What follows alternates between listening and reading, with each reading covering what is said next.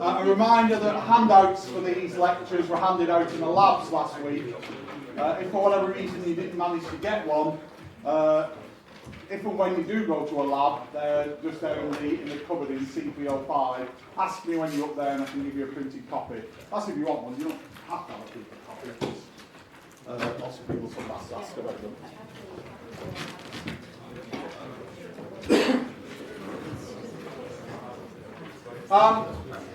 Last week I gave you just a sort of general overview of the course and showed you a few gimmicks and things like that. Each week I'll tend to show some little sort of gimmick or Internet of Things type resource. You might have seen the lights that were on display in the house when I turned one on. That was one of the Philips Hue bulbs that you can get. Now I'll pass this round to have a look at. Please be careful with it. They cost £50 a piece. I did set one going around last year and somebody managed to drop it, and then sort of quickly shoved it back in the box and sent it round. Try to avoid doing that. This is an example of what we call a node as well, which will be coming across next week when we define nodes and create our own. A node in that it can collect data and give out data. It's also got transmission facilities into it. It can communicate with another base station. It's got a processor in it. In this case, it doesn't actually need power, but when we look, because it screws into the sort of light bulb. I'll pass it round to have a look at. The register's going around that way. I'll start this one going around that way. They communicate. Each bulb communicates with what they call a hub. This is the Philips hub for it. The individual bulbs can just talk to each other within the house and give the light, change the light levels and things like that, and the different colours. The thing that actually makes it smart is the bit that communicates with the internet, which is this little hub. You'll see a LAN connector inside it, and the lights all talk to this, and then this talks out to the outside world.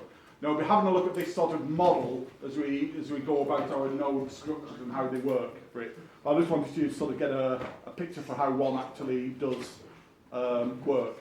These communicate back to, the light bulbs communicate back to the hub through a wireless technology called Zigbee to get there. We'll be looking at different wireless technologies. Rather than using Wi-Fi or Bluetooth, we'll come across other ones like Zigbee and Z-Wave that might be a bit more efficient to work with.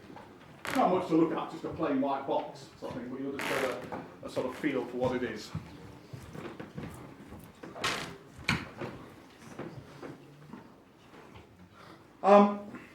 Idea of today is just to sort of go over what we mean by smart devices and how they've not really too different, how they haven't really moved on too much from what we used to call real-time systems.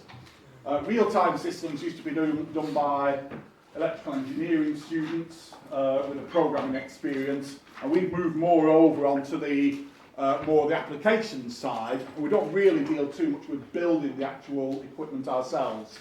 So that thing that you're doing in the lab, yes, you are effectively plugging things together, if you like, with those fidgets, but you're not doing any real soldering or breadboard making and all that sort of stuff.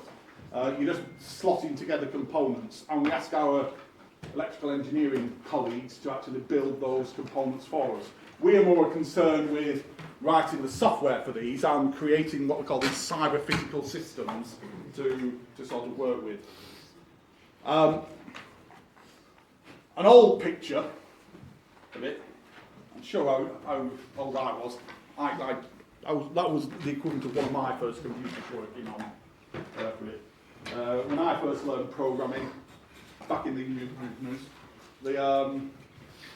you didn't have sort of terminals even. We had to do it all through these good old punch cards and all these things that you might have heard about in some sort of background theory.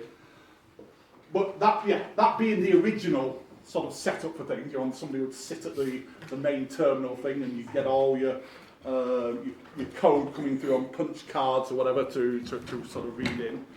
The equivalent of a high-powered system, like something that, say, took the Apollo 11 to the moon, that was a fairly major achievement, getting a rocket to the moon, fairly good. People walked about on it a few times. They did it with a computer that had 64K of memory inside it and worked at 0.043 megahertz to get to it. Now if you compare that, and I've not even updated this to an iPhone 6 or 7, what do you get in terms of memory inside a phone these days? Well, 64K, that's the sort of thing that fits on the back of one of those RFID cards in terms of sort of memory. Now you're talking about at least half a gig of memory, or 512,000 megabytes. Sorry, 512,000 kilobytes, so 500,000 kilobytes as opposed to 64. So slightly bigger for it. That's even just a small sized one. And that processor there, instead of running in megahertz, well, 1.3 gigahertz in terms of megahertz is 1,300 megahertz. So 1,300 megahertz as opposed to 0.043. Again, a bit faster to it. And do we bother using our phone to send things to the moon? No, we sit there sort of doing our Snapchats, our sort of messaging systems, our browsing YouTube, all that sort of thing. We don't really put much use to our actual sort of devices. But you can still fit in a lot inside a tiny amount of memory. Now, the reason I'm sort of going back to harking back to some of these old days is that a lot of these old processors are now, well, they're incredibly cheap for one thing. They're still manufacturing them, and that little thing that's going round, that node for the lights, that hasn't got anything like what's running in say, an iPhone or an Android. It's a really tiny processor, and we'll see the reason for that as we go through how you build up these Internet of Things for it. Even these old sort of Cray 1 supercomputers, in terms of the floating point operations per second that they sort of could do, totally eclipsed by Android, iPhone sort of type ones for it. And the power that they used to use, 200 kilowatt, that's 200, well, we don't really use sort of electric bar fires. If you've got one of those heaters in a room, they're typically 2 kilowatt heaters, whatever it's the equivalent of 200, 100 of those, I guess, to power one of these computers. If you can imagine that again, sort of having that much power to run your phone for it. It's an indication of how far things have come on, but also an indication of what you can do with little amount of power for it.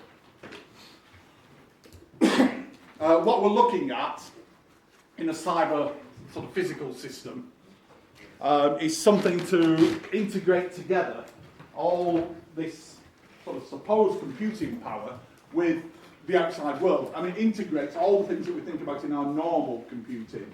So all the things that you might have done so far, like operating systems, networks, the processes going on, they will actually sort of integrate together still, but in a smaller way, becoming more pervasive. This is what we're sort of making now. We're making these sort of PCs, if you like, more pervasive, so that they're going in different places.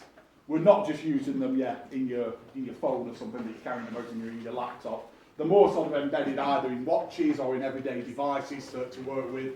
And we're getting a much more decentralized approach to networking. So rather than it being doing all your processing just on one machine, you've got lots of little machines all doing lots of little things. And then you've got to collate them together in some way And that's again one of the essences of what we'll be doing with the Internet of Things, is having lots and lots of little things collecting information and then somehow gathering all that together to do something with the overall part to it, and you'll get into the data mining parts to it there.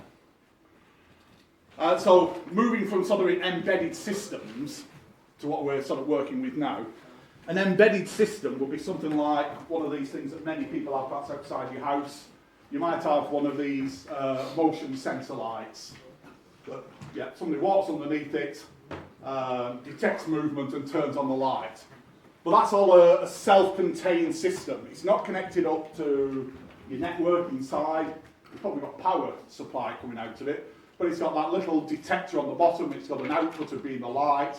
And it's in some ways a bit like what we just started doing in the lab, where you had the RFID card perhaps turning a lock. But it was all a self-contained unit with your PC, a sensor and an actuator all in one.